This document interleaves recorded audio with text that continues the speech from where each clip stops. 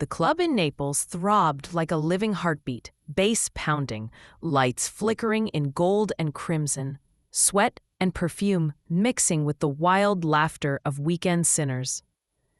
But in the middle of all that noise, Leonardo Valenti stood like silence carved into a man. Black shirt, sleeves rolled, sharp jaw, colder eyes. He wasn't here for fun. He wasn't here for company. If anything, he was here to remind himself he was still alive. Because lately, that felt debatable. He leaned against the bar, nursing whiskey he didn't even like. His mind was elsewhere, replaying the betrayal that nearly cost him his empire. A lover he thought was his future turned out to be an undercover pawn for his enemies. He didn't trust warmth anymore. He didn't trust smiles. He didn't trust anyone. And then she entered, like chaos punched through the door. Ayla Rossi, bright green skirt, messy hair bun, glitter dusting her shoulders like she walked through magic. She danced with strangers, laughed with bartenders, stole fries off her friend's plate, moved like she belonged to the music. She was a sunbeam in human form, annoying as hell if you asked him. He didn't ask for her attention, but she noticed him anyway. She froze mid-laugh, eyes locking on the cold statue at the bar. A smile curved her lips, mischievous, bold. "Oh wow," she murmured to herself. "Look at Mr. Tall, dark, and unavailable." Most women stared at him with desire. Ayla stared at him like he was a puzzle she wanted to shake until the pieces fell out. She strutted toward him, absolutely fearless. "Hi," she announced, stopping right in front of him. "You look like someone canceled your birthday." Leonardo didn't even blink. He took a slow sip of whiskey. Ayla leaned one elbow on the bar. "Or someone told you puppies don't like you. Something really tragic." Leonardo finally turned his head, eyes landing on her with chilly irritation. "Do you mind?" he asked, voice low, smooth and sharp. No," she said cheerfully. "You look lonely." "I prefer it," he replied. Ayla squinted. "Yeah, you give that vibe. Don't talk to me. I might stab you." Leonardo stared. Long, cold, judging, but she just grinned wider. "Why are you smiling?" he asked. "Because your face is priceless. Has anyone ever told your eyes do that murdery thing?" He turned away, jaw tight. She had officially lasted 10 seconds more than most people. "I'm not here to socialize," he said. "Same," Ayla chirped. "I'm here to vibe and annoy sad-looking people." "I'm not sad." "Bro, you are clinically sad. You look like you lost a staring contest with life." Leonardo exhaled sharply through his nose, irritation threatening to show. Ayla didn't move, didn't back away, didn't get intimidated, even while standing inches from the most feared man in Italy. She stuck out a hand suddenly. "Ayla." He didn't take it. Her smile only grew. "Wow, you reject handshakes too? That's commitment to rudeness." "I don't shake hands with strangers," he said. "Great, now we're not strangers. Problem solved." He gave her a slow, tired look. She gave him sunshine in return, and he hated how unfamiliar it felt. A drunk guy stumbled past, bumping Ayla. Her drink splashed forward and hit Leonardo's shirt. Ayla gasped so loud heads turned. "Oh no, please don't kill me. I swear it was gravity's fault." Leonardo looked down at the stain. Then at her dramatic panic, "I'm not going to kill you." "Are you sure?" she asked seriously. "Because you look like you're thinking about it." He had been many things in his life, feared, respected, obeyed. But this was the first time a girl talked to him like he was a grumpy uncle at a wedding. "Forget it," he said. "Just be careful." No, I owe you. A shirt, a drink, a lifetime supply of apologies." "Ayla," he said flatly. She stopped rambling. "How do you know my name?" "You told me," he said. "No, I didn't." He paused. She grinned. "Don't worry, I like that you remembered." "I didn't." "It's okay, mystery man. People remember me. I'm unforgettable." "My shirt disagrees." She slapped his arm lightly. "See, you do have a personality." He glared at her hand like it was contaminated. She laughed like he was the funniest person alive. Ayla wasn't cheap. She wasn't flirting desperately. She was simply living. Loudly, honestly, freely. She wasn't scared of life. Leonardo had forgotten what that felt like. He would never admit it, but something about her voice, her energy, her boldness, lodged itself inside him. Not attraction, not interest, just an irritation he couldn't push away. Before he could respond, the crowd parted. Leonardo's breath stilled. Standing near the entrance was the ghost of his past, Alara, the woman who betrayed him, the traitor who nearly destroyed him. Her gaze wasn't on him, it was locked onto Ayla, a cruel, calculating stare. Ayla followed his eyes, confused. "Do you know her?" Leonardo's voice dropped into danger. "Stay away from her." "Why? Who is she?" He looked at Ayla again. Too bright for this world. Too loud for danger. Too innocent for his shadows. He stepped closer, lowering his voice. "Just stay away." Ayla opened her mouth to reply, but Leonardo had already turned and disappeared into the crowd, leaving her standing alone, confused, annoyed, and weirdly intrigued. She placed her hands on her hips. "Rude, mysterious, dramatic. This man is a walking Netflix series," she muttered. She had no idea she'd just collided with the mafia king of Italy. And he had no idea this annoying glitter-covered girl would soon become the only color in his dark world. Naples looked softer in the morning. The sea breeze was quieter, the streets calmer, and the small corner cafe on Via Toledo smelled like coffee, vanilla, and second chances. Ayla pushed the glass door open with her hip, balancing her laptop, tote bag, and an energy that didn't match the sleepy world around her. "Ciao, Donnie," she called to the barista. "You're late," he teased. "I was emotionally on time," she replied, dumping her things on the table near the window. Reality just didn't cooperate. She ordered her usual, extra sweet latte, croissant, and a slice of something she absolutely didn't need, but emotionally required. The cafe was half full. People whispered, scrolled, typed. Soft jazz played in the background. For once, life felt simple. Until the door opened, and Complicated walked in, wearing black. Leonardo. No club lights, no loud music, no alcohol. Just him, in a dark coat, black sweater, hair slightly messy, like he'd run a hand through it one time too many. He didn't see her at first. His face was its default, unreadable, bored, hard. He approached the counter. "Un espresso, doppio," he said. Voice quiet, controlled. Ayla almost choked on air. "No way," she whispered to herself. "Mr. Murdery Eyeballs has a day mode?" She watched him, eyes narrowing like she'd spotted an exotic animal. For 3 seconds, she debated staying quiet. She failed. She grabbed her cup and walked to the bar, pretending to be casual and failing miserably.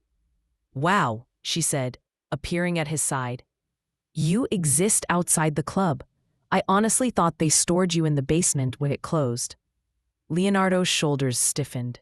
He turned his head slowly, eyes sliding to her like she was a glitch in his day.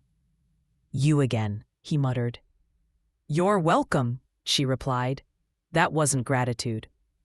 "It sounded like destiny to me," she said, sipping her drink. He stared at her cup. "You drink sugar with a little bit of coffee." "I drink happiness," she corrected. "You drink depression." The barista placed Leonardo's espresso on the counter. Strong, dark, no sugar. He picked it up with long fingers, dismissing her with a sidelong glance. "You're following me," he said. Ayla scoffed. "Please, this cafe is practically my second home. You're the intruder here, Sir Shadow." "Then pretend you don't know me." "But I do know you," she said. "You're the rude guy with waterproof shirts. We have history." His jaw flexed. "We have spilled alcohol and noise. That's not history." She smiled, tilting her head. "For some people, that's marriage." He took a shot of espresso, like it was ammo he needed to survive her. "Do you always talk this much?" he asked. "Do you always try so hard not to?" she fired back. He didn't answer. He tossed a note on the counter and turned to leave. Ayla's brain screamed, "Let him go." Her mouth didn't get the memo. "Hey," she called after him, "at least tell me your name." He paused mid-step. Silence stretched. The cafe felt smaller somehow, all air tightening between them. He glanced over his shoulder. "Why?" "So I know what to write in my diary when I complain about you later." Someone at a nearby table snorted. Leonardo ignored it. "Forget my name," he said. "Forget me." Ayla blinked. "You talk like a tragic movie," she said softly. "Relax. I just wanted to be polite." Their eyes met properly this time. No club lights, no crowd, no music. Just her clear gaze, with no agenda, no strategy, and his eyes darkened in the coffee in his hand.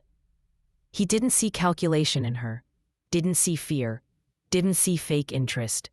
That made her more dangerous than enemies with guns. He looked away first. "Politeness is wasted on me," he said, heading toward the door.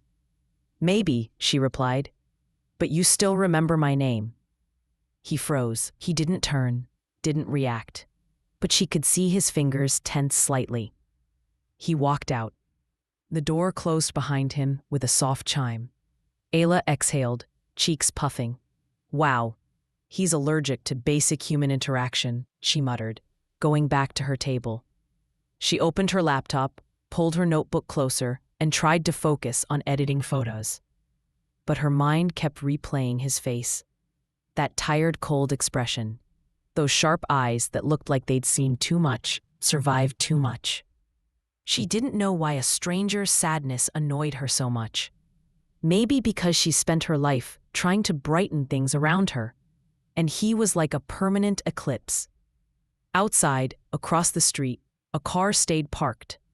Inside, Ayla laughed at something on her phone. From the car, someone watched. Ilara. Red lipstick, dark sunglasses, and a smirk that never reached her eyes. Her attention wasn't on Leonardo this time. She'd already confirmed he was alone. No guards visible. No obvious security. Her gaze was glued to Ayla, the irritating, sparkling girl who had spoken to him twice now. Who made him look up, actually look up, from his darkness. Ilara leaned back in her seat, twirling the corner of a photo between her fingers. A printed picture. Leonardo at the bar. Ayla beside him, laughing. She smiled thinly. "Cute," she murmured. He finally found a clown. She slipped the photo back into an envelope marked with a symbol, not of the Italian mafia. Another organization, another enemy. The kill order she'd agreed to deliver wasn't for Leonardo. It was for anyone who tried to change him. Back inside the cafe, Ayla got up to refill sugar. She didn't notice how, across the street, Ilara's gaze sharpened. She also didn't notice another black car crawling to a slow stop further down the road. Men stepping out with the casual posture of people who carried guns like wallets. Leonardo had noticed. He was there.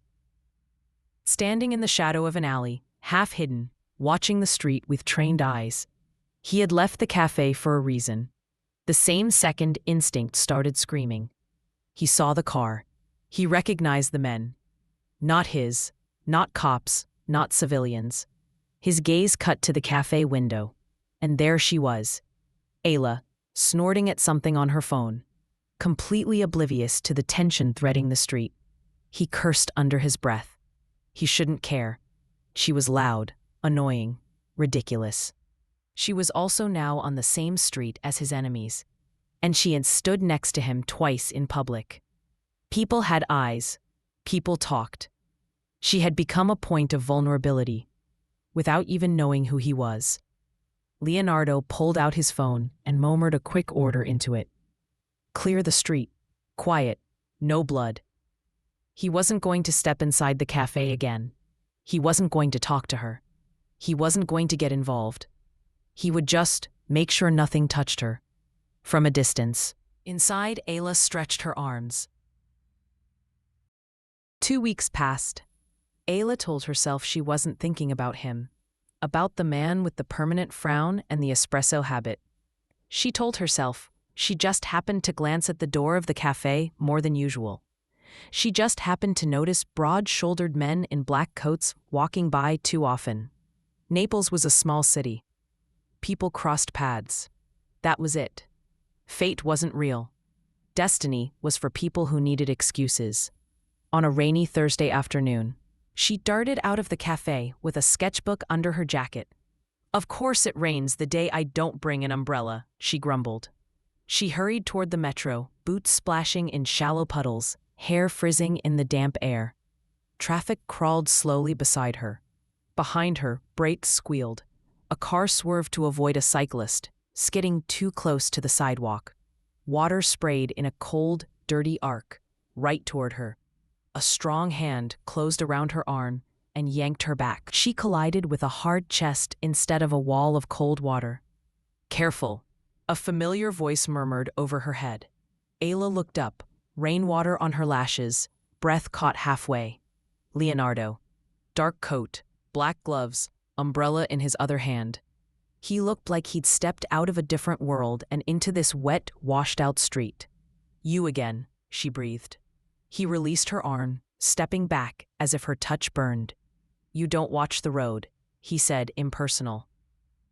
"I didn't think I'd be attacked by a tsunami today," she shot back. "Are you stalking me, espresso guy?" "No." His tone was flat. "You're careless. Naples isn't gentle." "And you are?" She raised a brow. "Not even slightly." He handed her the umbrella. She stared. "What's this?" "An umbrella." "Wow, thanks for the clarity. Take it." "What about you?" she asked. He glanced at the rain. "I'll survive." His hair was already damp, droplets clinging to his lashes. Somehow, it made him look younger. Less like a carved statue, more like a man who'd stayed out in storms too long. She shook her head and pushed it back into his hand. "No, you keep it. I can run." "Ayla," he said, sounding a little tired. "If I wanted to be ignored, I'd talk to politicians." She snorted.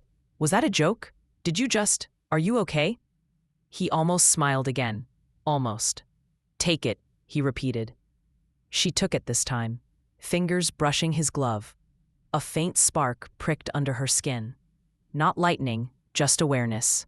"Thank you," she said quietly. "Try not to die," he replied. "Good advice. You should try it too." For a moment, they just looked at each other. Rain blurred the sounds of the city.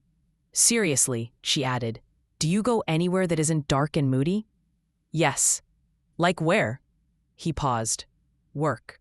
"What do you do there? Glare at spreadsheets? Fire people for smiling?" "Something like that." She rolled her eyes. "You're impossible." "You're loud," he countered. "And yet you keep showing up around me," she pointed out. He didn't respond to that. Instead, his gaze shifted past her, scanning the street. His whole posture changed. Subtle, but she noticed. The slight tension in his jaw. The way his shoulders seemed to brace. "Go home," he said suddenly. She frowned. "What? Why? I have errands." "Ayla." His voice dropped, firm. "Go home. Take a taxi. Don't walk, don't stop. Not today." She searched his face for some clue. "Is something wrong?" she asked. "Yes." "What?" "People," he said simply. Rain ran down the back of her neck. She swallowed. "Okay," she agreed, surprising herself. "I'll go." He nodded once, stepping back. "Hey," she called as he turned away. "What do I call you, besides espresso guy, or Mr. Emotionally Constipated?" He met her eyes, hesitation flickering over his features. He looked like a man calculating risk in a fraction of a second. "Leo," he said at last. "Call me Leo." She smiled, bright despite the rain. "Nice to meet you, Leo. Try not to implode." He watched her climb into the taxi he flagged down himself. Only when the car merged into traffic and disappeared did he move. A black motorcycle had been idling half a block away. The rider, helmeted, seemed to take particular interest in Ayla's direction before peeling off. Leonardo's phone buzzed. We confirmed the tale, same group, same mark. His thumb hovered over the screen before he typed, "Change of target." They go after anyone near me now. His man replied. The girl? Leonardo's jaw clenched. He typed only 2 words. She's off limits. Rain washed down his face as he slid the phone back into his coat. 3 accidental meetings, he told himself. 3 too many. And yet the name Ayla no longer felt like a random passerby's in his mind. It felt like a word someone had underlined without asking him. You got a job for me? Ayla blinked at her phone, rereading the message. Unknown number. No profile picture, no greeting, just that. Who is this? She replied. A few seconds passed. You gave your card to a client at the cafe last month. He passed it on. She'd left a small stack of her business cards by the register. Ayla Rossi Photography and Design in soft gold letters. What kind of job? Event photography. Discreet. Cash. Her rent shouted yes. Her survival instincts muttered maybe not. Where? She typed. The answer came with an address on the hill overlooking the sea. A villa she'd only ever seen from a distance. Dress professionally. No questions. Tomorrow, 8 p.m. Rude, she thought. Very specific, very suspicious. But rent? And parents who worried. And a life that didn't support itself on vibes alone. The next night, she arrived at the gates with her camera bag and noves. The guard checked a list, found her name, and let her in. The villa was beautiful. Stone, glass, and old money. The kind of place she'd usually only see in magazines. Inside, people milled around in elegant clothes, holding champagne, talking about investments and politics. It felt like a fundraiser, but no charity logos were visible.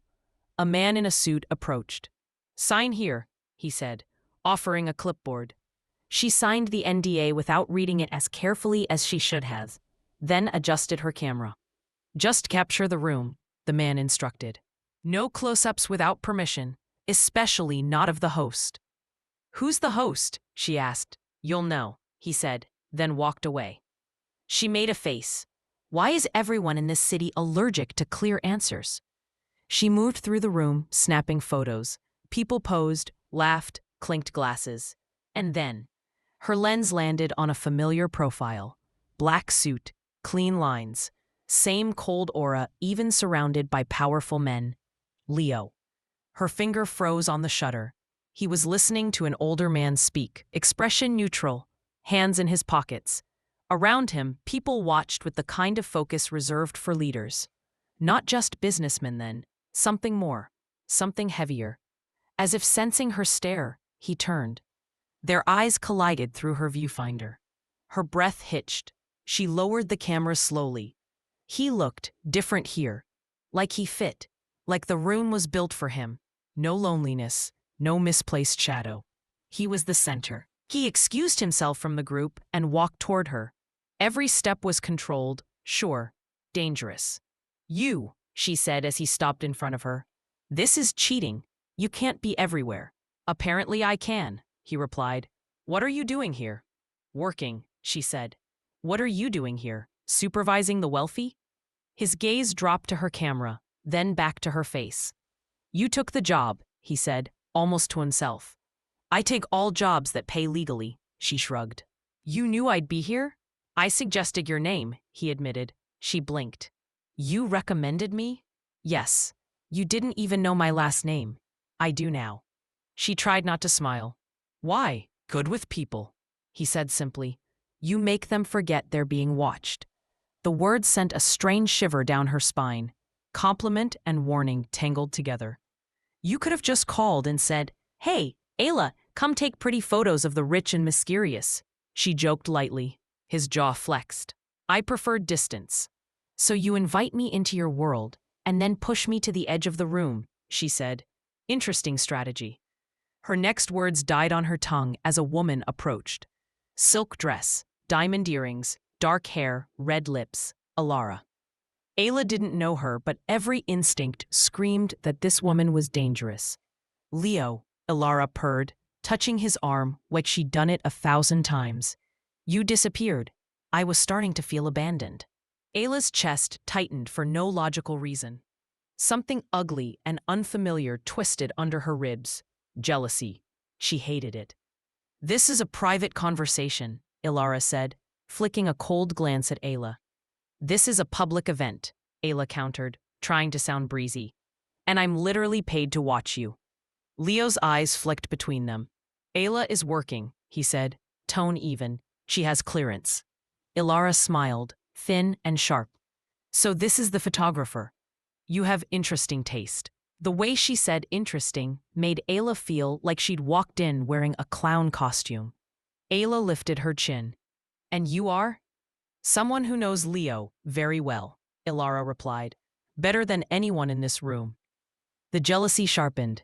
Ayla didn't like it, didn't ask for it, didn't want to care whether this man had history with a woman who looked like she stepped out of a fashion ad. Still, she couldn't stop herself from asking, girlfriend? Ilara's smile curved. Something like that. Leo didn't agree, didn't disagree. He just went silent, and the silence hurt more than an answer would have. Ayla plastered a professional smile on her face and took a step back. Well, don't worry, she said. I'm here to shoot the event, not the drama. Enjoy your night. She turned away before she could read his expression. She tried to focus on her work, on lighting, angles, candid moments. But her brain kept replaying Ilara's fingers on Leo's sleeve. The easy way she stood close. The claim in her voice. In a mirror across the room, their reflections lined up. Ilara, elegant and composed. Leo, unreadable. Ayla, at a distance with a camera between her and everything else. She didn't belong here, not in these circles, not near this man, not in this shadowed world she didn't understand. Still, every time she lifted her camera, her lens somehow found him, and every time, his eyes were already on her. The event dragged into the night. By the time Ayla packed her equipment and handed over the memory cards, her smile felt stapled on. Good work, the suited man said, tucking the cards into an inner pocket. Payment will be transferred as agreed. She nodded, thanked him, and headed toward the terraces to catch her breath before leaving. The sea glittered below, dark and restless. The air was cooler here, away from perfume and politics. She leaned on the railing and closed her eyes. You shouldn't be alone out here, a voice said. She didn't need to open her eyes to know it was Leo. Why? She asked. Is your girlfriend going to attack me? She's not my girlfriend, he said. Right. She just knows you better than anyone in the room, Ayla mimicked. Relax. I get it. I'm just the help. He stepped closer, but carefully, like she was the one who might bolt. You're not just anything, he said.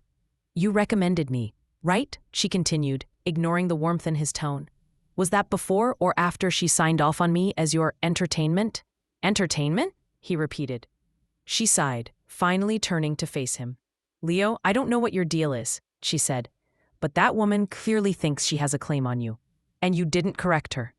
That's your business, fine. Just don't use me in whatever this is. He studied her face, the hurt she tried to hide under sarcasm. You're not being used, he said quietly. That's not what it feels like. Wind pulled at her hair. The sea roared softly below. You're angry because you're jealous, he observed. She scoffed. Wow, didn't realize you had a psychiatry degree too.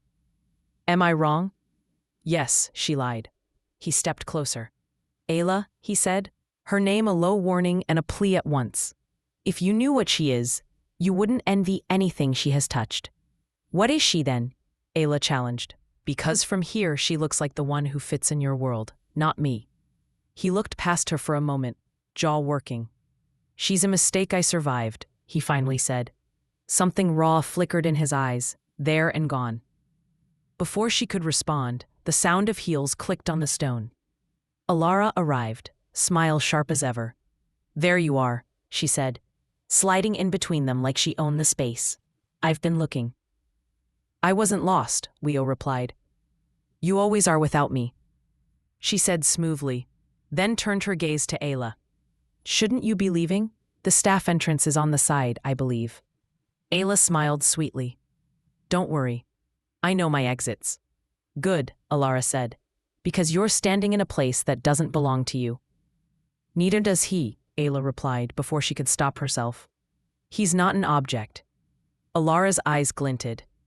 You really don't know who you're talking to, do you? Ayla folded her arms. Is this the part where you tell me he's secretly a prince, or a vampire, or a tax inspector? Leo's lips twitched despite himself. Alara stepped closer, voice dropping, words aimed like knives. He's not a businessman, she said. He's not some grumpy stranger you can tame with jokes. He's the king of things that would turn your stomach. Alara, Leo warned. She ignored him. Tell her, Leo, she pressed. Tell your little photographer who you really are. Or should I? Ayla's throat went dry. Alara, he said again, sharper. Her smile widened, triumphant. What's the harm? She purred. She's already circling you like a moth. Let her see the fire. She leaned in, her lips near Ayla's ear. Leonardo Valenti isn't a normal man, she whispered. He runs half of Italy's underworld. He's a mafia king. You're mafia king. Cute, isn't it? Ayla's heart stuttered, then raced. She stepped back, looking at Leo. He didn't deny it, didn't laugh it off, didn't contradict her. He just held her gaze, eyes dark and open for the first time. Is it true? Ayla asked, voice low. He could have lied. He didn't. Yes, he said. The terrace seemed to tilt under her feet. Wow, she said faintly. Okay, so all the brooding wasn't just emotional drama. It was occupational hazard. Ayla, he started. She laughed, but there was no humor in it. I spill a drink on a mafia king, she said. I argue with him in a cafe. I accept a job at his house and walk right into his world without noticing the guns. I really am as careless as you say. You're not in danger, he said quickly. Alara's laugh cut through the air. Oh, Leo, that's the funniest thing you've said all night.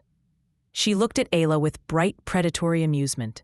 You're in more danger than you can imagine, little son, she said, just by standing next to him. Enough, Leo snapped, voice cracking like a whip. Guards at the edges of the terrace stiffened. For the first time since she'd met him, Ayla saw it. The command that came naturally to him. The authority that made men straighten, made danger pause. Mafia king. Not a joke, not a tease. Go home, Ayla, Leo said, tone leaving no room for argument. Now. She swallowed. For once, she said, hoarsely. I think I'll actually listen to you. She walked away before either of them could stop her. Alara watched her go, eyes gleaming. You really should have kept her out of this, she said softly. Leo's answer was a threat wrapped in silk. If anything happens to her, Alara, he said, I won't need an enemy. I'll become one. Ayla didn't go to the cafe for 3 days. She stayed in her tiny apartment, turning her phone face down whenever it lit up with unsaved numbers and one contact she'd foolishly saved as Leo. She told herself it was self-preservation, not cowardice. He was mafia, not metaphorically, literally. Every late payment, every small worry she'd had about life now felt stupid compared to the idea of bullets and blood and power. She jumped at loud noises. She locked her door twice. On the 4th day, her landlady knocked. There's a man downstairs asking for you, she said. Looks serious. Oh God, Ayla whispered. Is it the tax office? Tell him I'm dead. The landlady snorted.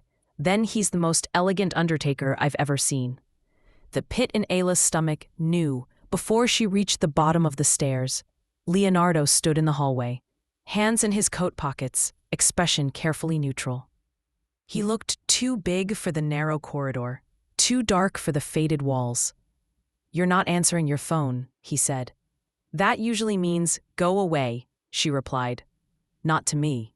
Yeah, I'm learning that. They stared at each other in awkward silence. How did you even find my building? She asked eventually.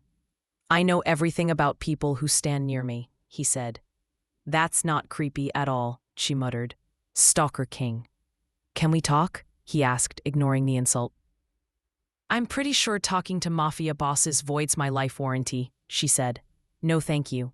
His jaw flexed. You're in more danger ignoring me than hearing me out, he said.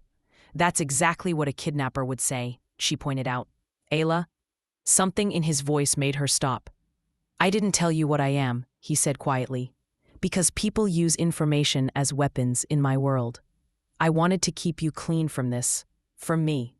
She laughed weakly. You failed, spectacularly. Yes, he admitted. And your ex, she went on. Is she just a mistake, or is she the one passing my photos around like wanted posters? His silence was confirmation enough. Ayla's skin went cold. I don't want this, she said. I don't want to worry about shadows every time I leave my house. I don't want to wonder if that man at the cafe is here for me. I don't want to be leverage in someone else's war. You're not leverage, he said. Then what am I? She demanded. He opened his mouth, closed it. Words were dangerous in his world, feelings even more so.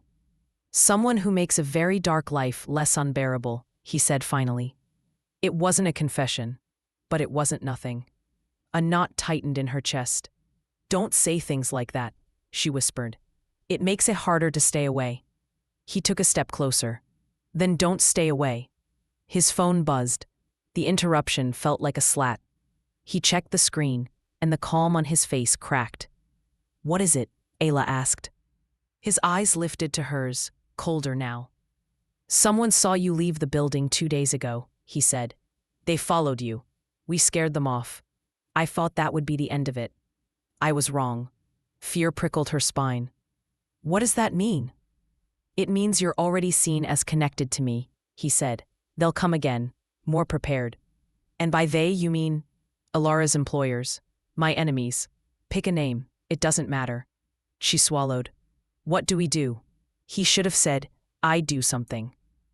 You disappear. He didn't. Pack a bag, he said instead. You're coming with me. She stared. Absolutely not. A safe house. A secure place. My nen. My rules, he said. You'll be safer there than playing brave in this hallway. This is insane, she said. I barely know you. You know enough, he said. You know I keep my word. Do I? She shot back. Because all I know is you kept your entire life a secret. And I'm paying for it, he said bluntly. You're paying for it. Do you want that to be permanent, or do you want to survive it? Thunder rumbled in the distance. Or maybe she imagined it. Her choices felt thin as paper. Stay here alone, with faceless enemies looking for her. Or follow the Mafia King into his world, and hope his darkness at least protected her from theirs. She closed her eyes for a second. You'll bring me back? She asked. Yes. You won't hurt my family? Never. And you won't use me? Her voice shook on the last words. He looked offended. You're not a tool. Then what am I? She whispered again. This time he didn't hesitate. Important, he said. It was stupid to believe him. She did anyway. Fine, she exhaled. One bag, one safe house, one incredibly bad decision. He almost smiled. Get your things. We don't have much time. As she climbed the stairs back to her apartment, Ayla told herself she was doing this for survival, not for the man waiting in the hallway. Not for the way his voice softened on her name. And definitely not for the small, terrifying truth unlocking in her chest. She'd fallen first. The safe house was nothing like the villa. No marble, no chandeliers, just concrete, steel, and quiet.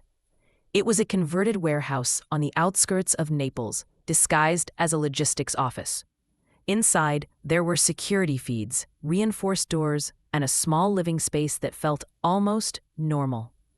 Ayla sat on the sofa, knees pulled to her chest, watching Leo speak to his men near the door. He moved like someone born to command, gestures small, eyes sharp, voice low and firm. She'd been here 3 days. 3 days of learning how loud silence could be when danger hung outside the walls. 3 days of watching him work, on calls, at screens, barking orders in Italian. She didn't understand everything, but she understood enough. He was dangerous. He was respected. He was feared. And still, when he came into the kitchen and made tea for her without being asked, he did it quietly, almost gently. You're staring, he said now, turning from his men. Hard not to, she replied. You're like a live-action crime documentary. You shouldn't be fascinated. I'm not fascinated, she lied. I'm horrified. It just looks similar from a distance. He walked over, dropping into the armchair opposite her. How are you sleeping? He asked. About as well as someone who found out they accidentally subscribed to the Mafia newsletter, she said. So no. He looked guilty for a fraction of a second. It won't be much longer. What happens after? She asked. I go home and pretend none of this happened? Pretend I don't know what you are? What your ex is plotting? He didn't answer. She sighed. That's what I thought. The power cut out suddenly. Ayla's breath hitched. Is that normal? No, Leo said, already on his feet. Stay here. He moved to the control panel. Nothing responded. His phone buzzed with a single message before the signal dropped. Inside. Ayla, he said, voice suddenly sharp. Go to the back room. Lock the door, now. Leo, what? The first gunshot cracked through the air. She flinched, heart slamming against her ribs. He grabbed her arm, dragging her toward the hallway. Go, he ordered. What about you? She choked. I'll handle it, he said. Leo, if they get to that door, he said, eyes hard, you scream until you can't anymore. My men will move heaven and hell to open it. Do you understand? She nodded, throat too tight for words. He shoved her gently into the back room and closed the heavy door behind her. The lock clicked. She pressed her ear against the metal, breathing hard. Muffled shouts, more gunshots, the thud of bodies hitting the ground. Her imagination filled in details her ears couldn't catch. She'd never been this close to violence before. Not on screens, not in stories. Real, ugly, terrifying. She sank to the floor, squeezing her eyes shut. Please. She whispered to a god she wasn't sure was listening. Please don't let him die. Not like this. Not now. Not when I. Another explosion of sound cut the prayer.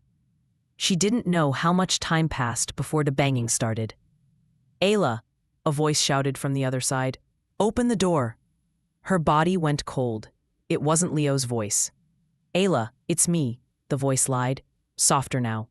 Leo sent me. He's hurt. He needs you. No, she thought. Too smooth, too practiced. She stayed silent. Footsteps retreated, then returned. Metal screeched as tools bit into the lock. Panic clawed at her throat. She grabbed the only thing within reach, a heavy lamp, and held it like a weapon. The door burst open. 2 men stepped inside, guns first. Don't scream, one of them said. We don't want to hurt you. She screamed anyway, swinging the lamp with all her strength. It connected with the nearer man's head. He cursed, staggering. The other reached for her. A shot rang in the doorway. He dropped before he ever touched her. Leo stood framed in the doorway, gun still raised, blood on his temple, his shirt torn. His eyes found her. You okay? He asked, voice harsh. She looked at the body on the floor, then at the second man groaning, then at the gun in his hand. I don't think I have a category for okay anymore, she said weakly. He stepped over the threshold and grabbed her shoulders, turning her face toward him. Look at me, he ordered. She did. Breathe, he said. In, out, do it. She tried. Air burned going in, came out in a shudder. There, he said. Good, you did well. Is it over? She asked. For now. What happened? They found us, he said simply. They came for me, and for you. Her heart thudded. Elara? She opened the door for them, he said, rage coiled under his words. She knows our locations, our patterns. I thought she'd use that to hurt me. I underestimated how much she wants to break everything I touch. His hands were still on her shoulders. She realized she was gripping his forearms like a lifeline. You're shaking, he murmured. You're bleeding, she shot back. He smirked, humorless. I've had worse. That doesn't make it better, she snapped. Silence fell for a moment. You almost died because of me, he said quietly. Don't make this about your guilt, she replied. You also kept me alive. By dragging you into my war. You didn't drag me, she corrected. You gave me a choice. I walked into it. He searched her face as if trying to find hatred there. Fear, rejection. What he saw instead made his chest ache. Complicated, terrified affection. You're not made for this, he said. For guns and safe houses and ex-lovers who want you dead. Maybe not, she agreed. But I'm made to care about people who annoy me. Ayla, and you, she continued, voice unsteady, are deeply, profoundly annoying. He huffed out a half laugh, half sigh, closer than he'd ever been. You should run from me, he said. She shook her head. I tried. You showed up in my hallway. His eyes dropped to her mouth for a dangerous second. Tell me to leave, he said, voice rough. And I'll walk out that door. I'll fix this from far away. You'll never see me again. Her heart cracked on the idea. Don't you dare, she whispered. The last of his restraint snapped. He pulled her into his chest, one hand sliding into her hair, the other wrapping around her waist. He kissed her like a dying man grabbing at air, desperate, deep, full of all the words he couldn't say. She melted into him, fingers fisting in his torn shirt, tasting blood and fear and something hotter than both. When they finally broke apart, breathing hard, foreheads pressed together, the world felt different, sharper, more fragile. Now you can't blame me for falling, he said. She let out a watery laugh. You're late. I was already there. The warehouse smelled like gunpowder and sterilized wounds. Leo's men moved bodies, cleaned blood, reset security. The attack had been contained, but the message was clear. Alara and her employers weren't done. Ayla sat on the edge of the sofa, an ice pack pressed lightly to Leo's temple. You should let a doctor see this, she murmured. I have a doctor. Does he also carry guns and call you boss? Yes. Comforting. He watched her, expression softer than she'd ever seen. Stop looking at me like that, she said. Like what? Like you've decided something, she replied. It scares me. I have decided something, he said. That's worse. Before he could answer, his phone buzzed. He glanced down, eyes narrowing. Ayla, he said, voice changing again, stay inside this room. Don't open the door, no matter what you hear. Her blood went cold. Again? Yes, he said, standing. But this time I'm going to end it. Leo, he cupped her face, thumbs brushing her cheekbones. I will not let them take anything else from me, he said. Not you. What if you don't come back? She whispered. He smiled, small and real. Then you'll be the last good thing I ever had, but I plan to be more selfish than that. He kissed her once, quick but full of promise, then left the room. She didn't obey this time, not completely. She cracked the door open just enough to hear the voices in the main hall. Alara stood there, flanked by two men, dressed in black, like she was attending a funeral she'd planned. Congratulations, she said as Leo approached. You survived. Again, you're getting good at this. He didn't smile. You used to aim better. I wasn't aiming to kill you tonight, she said. Just to remind you that you're not invincible, and that everyone you touch becomes a target. His jaw clenched. Leave her out of this. Alara's brows arched. Out of this? Leo, she is this now. You brought her into your safe houses. Your events. Your line of sight. You think people don't notice where a king's ace lingers? Ayla's stomach flipped. You wanted to destroy me, Leo said. You failed. Now you're going after her. I wanted to expose you, Alara corrected. Make you fall from inside your perfect empire. But then you did something unexpected. Fell in love, he said dryly. She smirked. Something like that. You grew soft. You started protecting someone who wasn't useful. She doesn't bring you alliances, doesn't bring you money. She brings you nothing but joy. That makes her dangerous. Ayla's chest tightened at the word joy. Alara's gaze slid toward the hallway, sensing more than seeing. Come out, little son, she called. You're not as hidden as you think. Ayla flinched. Leo snapped. Stay where you are. Alara tisked, still giving her orders. Adorable. Ayla stepped out anyway. She was tired of being a shadow. If she was going to be targeted, she wanted to at least stand straight. Here I am, she said, voice shaking only a little. You're very obsessed with someone you claim means nothing. Alara's smile cooled. You're in my way. Then go around me, Ayla replied. I'm not leaving. Ayla, Leo warned. No, she said firmly. I'm done letting both of you talk about me like I'm furniture. She looked at Alara. I don't know what he did to you, she said, but I know what you did to him. You broke something in him and called it strategy. Now he's trying to glue himself together, and somehow I got stuck in the cracks. Poetic, Alara said. Useless, but poetic. You want to hurt him? Ayla continued. Congratulations, you already have. You want to scare me away? Too late, I'm already terrified. I wake up in the middle of the night, hearing gunshots that aren't real. I check every face in a crowd now. You did that. You win. Alara tilted her head. Yet you're still here. Because I choose to be, Ayla said. Not because he forced me. Not because I'm stupid. Because I've seen who he is when you're not watching. She glanced at Leo, then back. And I'm not letting you decide what that makes me, she finished. Silence fell. The men around them shifted uncomfortably. Alara's eyes darkened. You think you're brave? No, Ayla replied. I think I'm in love and making very questionable life choices, but at least they're mine.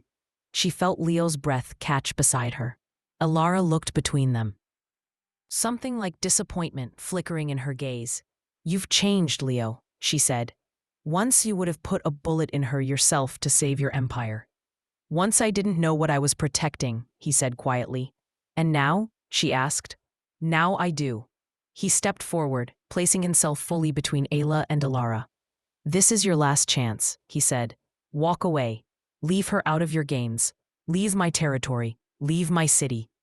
And if I don't? Alara asked. Then I stop mourning what we were, he replied, and I start treating you like any other enemy. For a moment, she looked almost hurt. Then the mask slid back into place. You won't kill me, she said. You're not that man anymore. No, he agreed. I won't. Her smile of triumph died when he pulled out his phone and dialed. Inspector Romano, he said when the line picked up. I have something for you. Her eyes widened. You wouldn't, she whispered. Leo looked her dead in the eye. I built a kingdom I can't leave, he said. But I can burn the parts that rot. I'm done covering for you. I'm done letting you use my name to terrorize people I care about. Sirens wail faintly in the distance. You tipped off the police, Alara hissed. You of all people? I made arrangements months ago, he said. Contingencies. I thought I might need them for myself.